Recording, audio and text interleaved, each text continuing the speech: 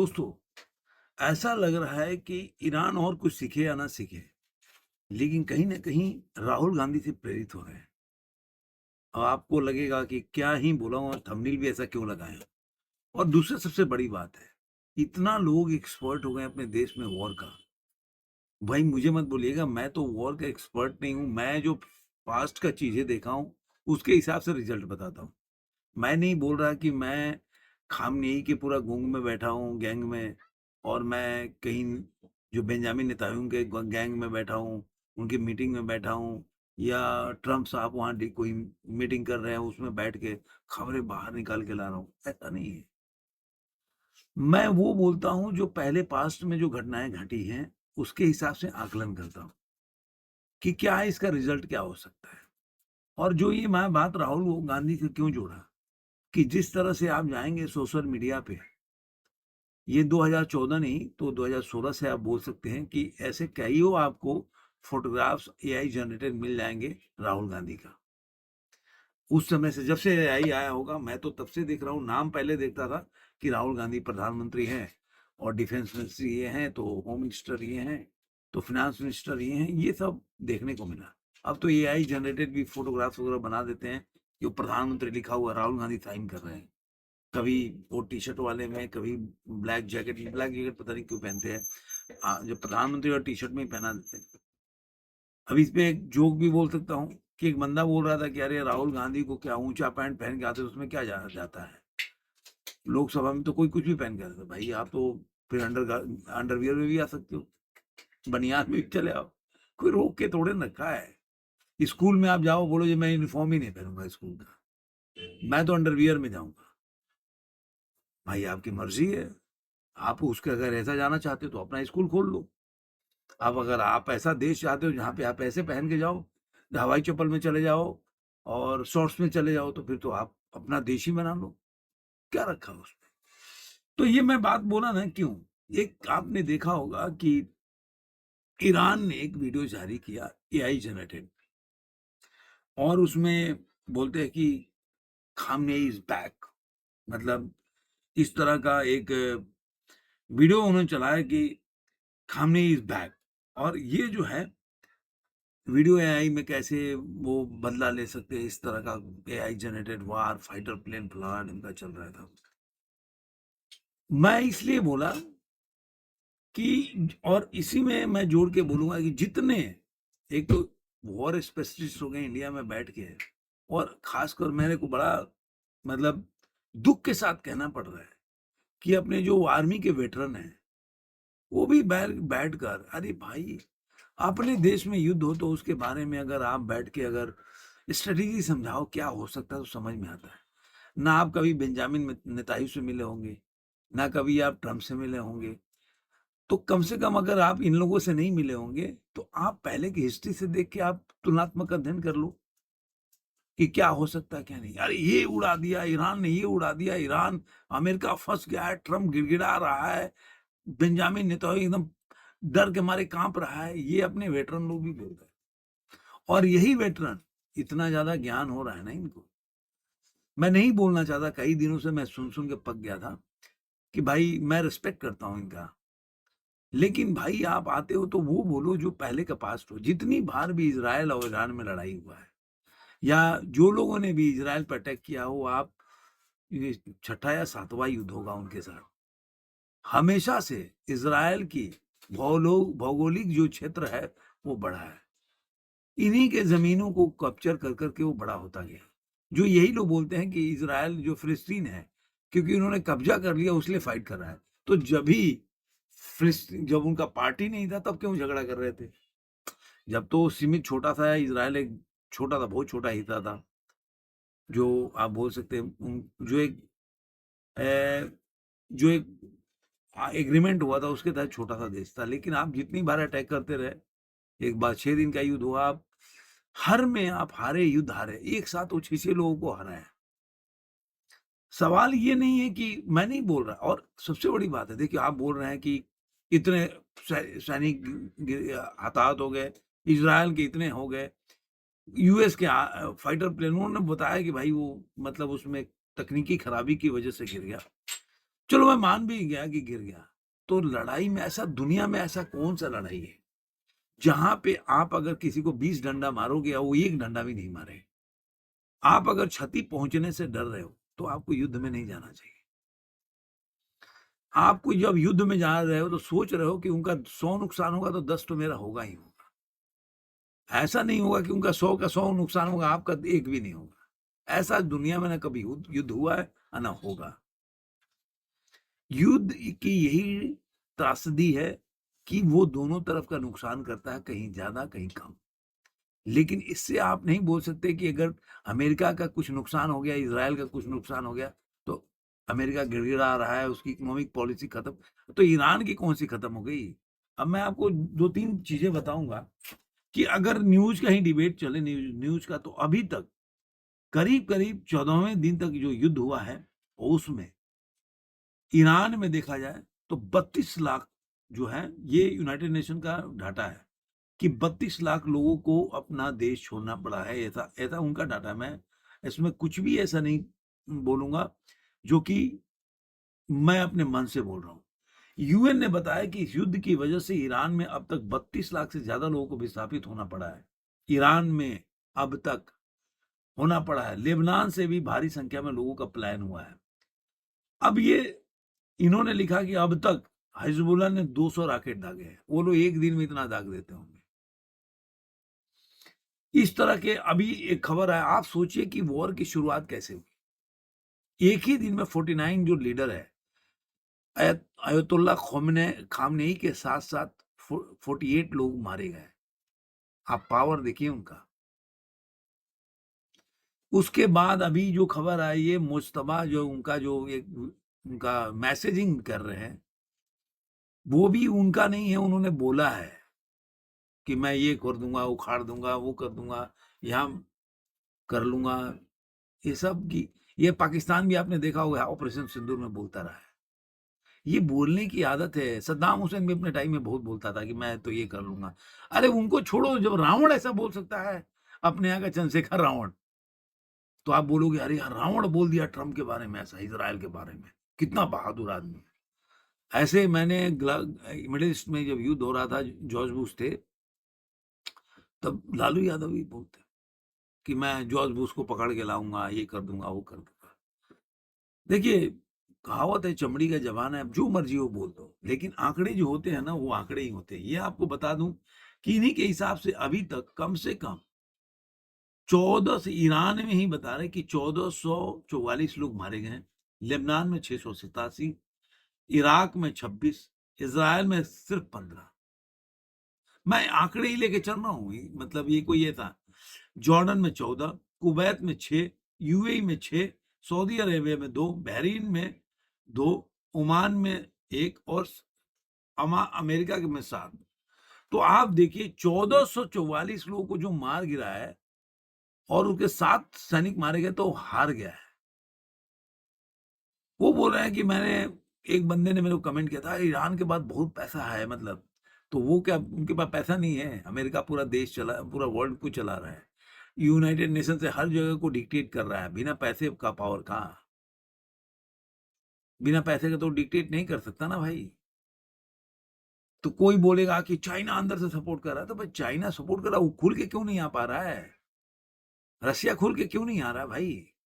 Support तो Iran के, जब हमें भारत और पाकिस्तान का कॉन्फ्लिक्ट हुआ, तुर्की ने भी सपोर्ट किया था, उनके वहाँ पे आए थे, जितने भी वो ड्रोन होते हैं, तो उससे क्या ही हो गया? युद्ध में मैं पहले भी बोला था कि कोई भी आपके युद्ध में पार्टिसिपेट नहीं करेगा जब तक कि उसका अपना कोई हित नहीं होगा। अमेरिका तब तक इज़राइल के सपोर्ट में नहीं आया, तब तक उसको ये लगा कि तेल पे कब्जा करना उसका हित में है, और ये सारा लड़ाई तेल का है। तो उसको लगा कि ये स्ट्रेट ऑफ हॉर्मूज़ है, उस पे अगर वो कब्जा करेगी, ये आज से नहीं है। मैं कह रहा हूँ बहुत सालों से स्ट्रेट ऑफ हॉर्मूज़ एक ऐसा जगह है जहाँ से, मतलब वर्ल्ड के कितना प्रतिशत तेल निकलता है, वहाँ से होके गुजरता है। जो उस पे राज करेगा, अब उसका राज होगा।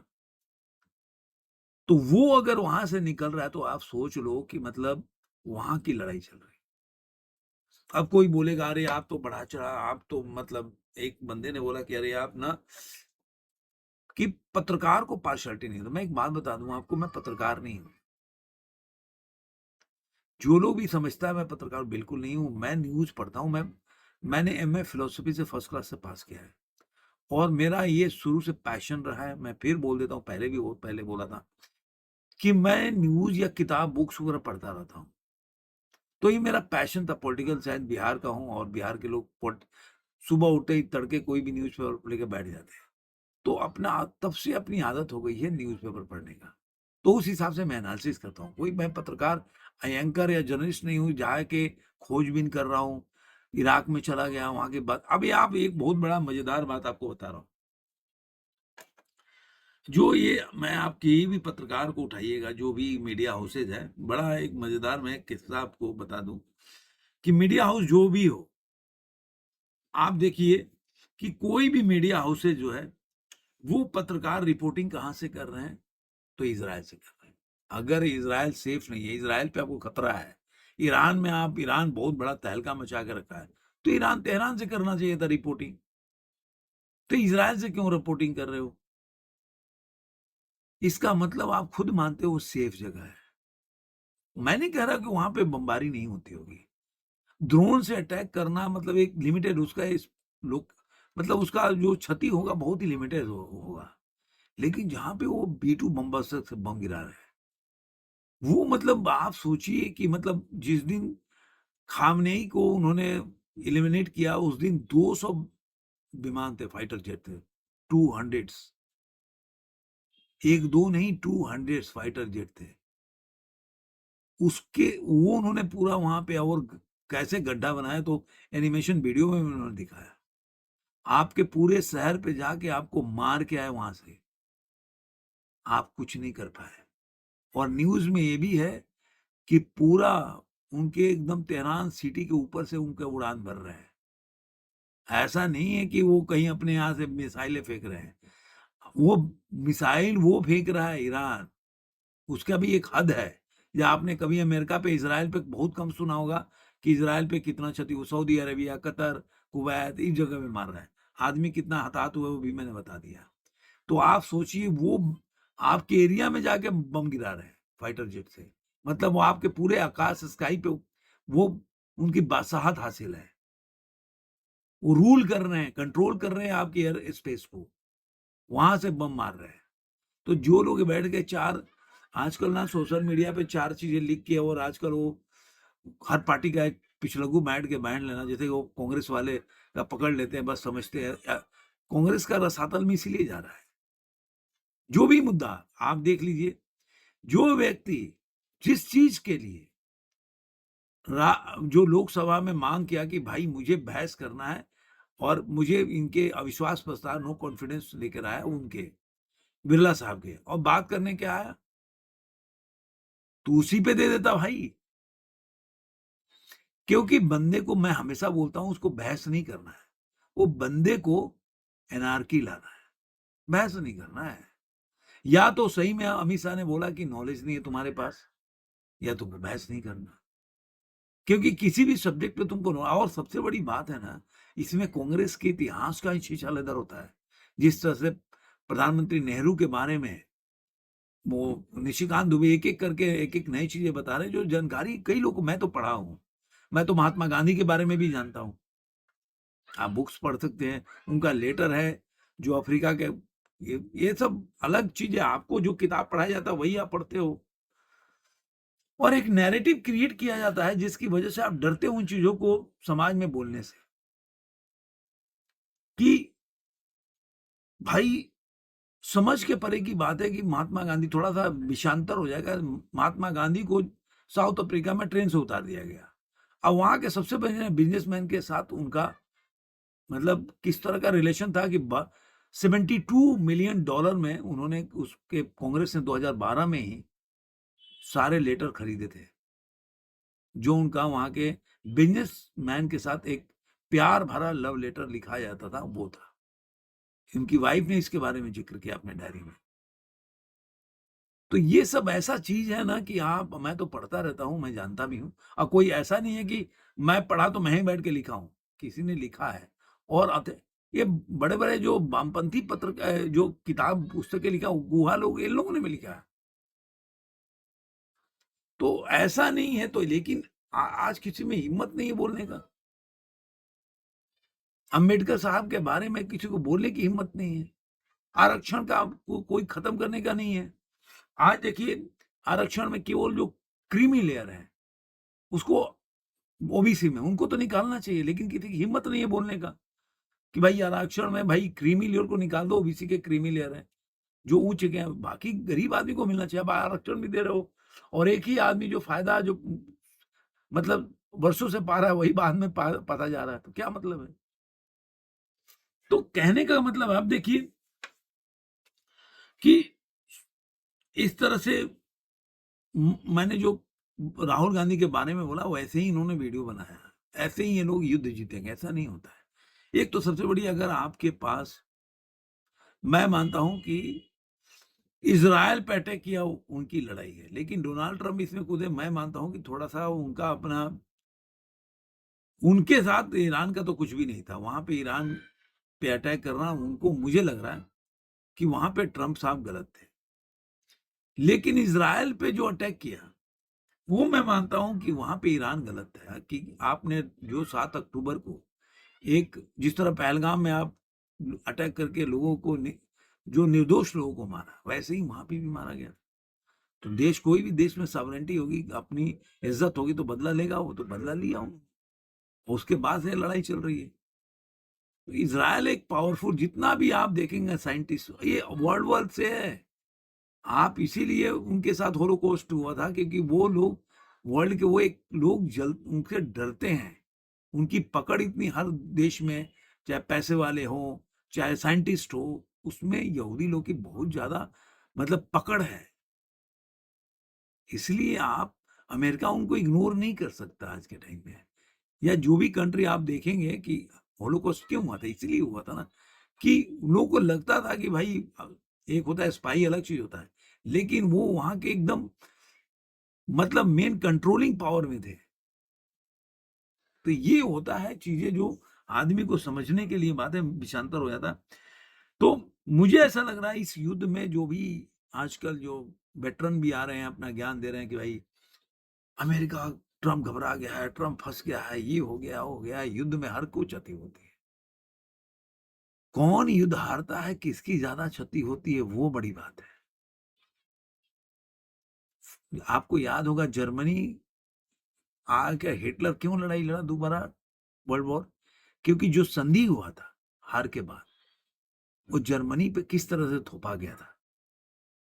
वहाँ से दूसरे वर्ल्ड वॉर की शुरुआत हुई थी। तो क्या होता है ना जो जीत जाता है वो संधि थोपता है, वो अपना पैसा भी निकाल लेगा। आपका टेल यूज़ करेगा। आप बोल रहे हो 3 शर्तें रख रहे हो कि भाई हमें पैसा देना पड़ेगा, तो हमें आगे फ्यूचर में ये सब कुछ नहीं होता है सवाल। क्योंकि आप ऐसे मतलब बातें कर रहे हो जिसका वो मानेंगे नहीं। वो सारा आपका तेल बेचकर आपका पैसा वो सारा खमियाजा भुगत लेंगे। आप लिख के रख लो, ये जितने वेटरन है ना, मैं इनका फ़ोटो डाल के बोल रहा हूँ कि अगर मेरी बात गलत होगी तो मैं बोल दूँगा वीडियो बना के भाई मेरा नॉलेज गलत था, मैं गलत एनालिसिस कर रहा हूँ। मैं मिडल ईस्ट से सुन रहा हूँ कि अरे इराक में बहुत पावर है। फिर सद्दाम हुसैन आया तो भाई रिपब्लिकन गार्ड जब अमेरिका के सैनिक अंदर घुसेगा वो मारूफ रजा सॉरी भूल गया मैं उस नाम है टाइम्स नाउ का वो था क्या बोलते हैं उसको जो एक आर्मी के रखते हैं ना हर लोग कि भाई जो मतलब आर्मी के एक्सपर्ट्स जो होते हैं रक्षा एक्सपर्ट्स वो हर चैनल लोग रखते हैं पत्र अपने मीडिया हाउसेज रखता है तो उसमें मारूफ रह जाते हैं वो बोले कि अरे बाप रे आप जाने दो इराक में घुसते ही आप देखिएगा सद्दाम हुसैन के रिपब्लिकन गार्ड है क्या करेंगे क्या हुआ एक गोली तक नहीं छूटी वो गए और बिल से निकाल के लाए वो कुआं में छुपे थे सद्दाम हुसैन